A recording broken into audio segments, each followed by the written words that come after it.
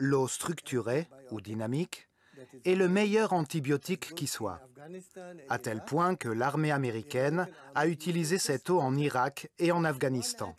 Il suffit d'une molécule sur 100 millions de molécules d'eau potable pour détruire tous les germes présents dans une plaie. Le président des États-Unis utilise de l'eau structurée pour se désinfecter les mains.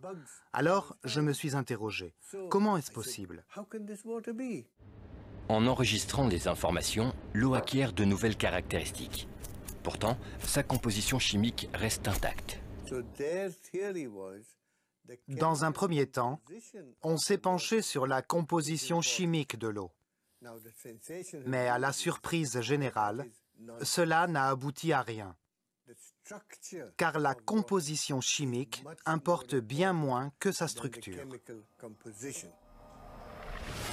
Quand on parle de la structure de l'eau, on parle de l'organisation de ces molécules, de la façon dont les molécules de l'eau s'agroupent entre elles.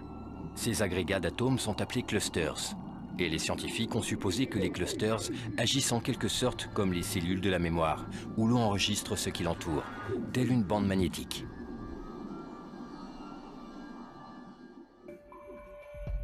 Comment l'eau structurée va-t-elle influencer le sang humain?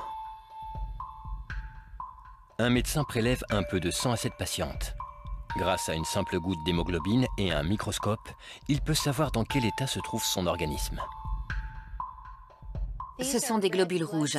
Ils se sont agglomérés car ils ont perdu leur charge électrique. Ils se sont empilés comme une pile de monnaie, en cycle décadent. On observe ici un amas de symplastes. Les symplastes sont une des 3 voies de transport radial de l'eau dans les tissus.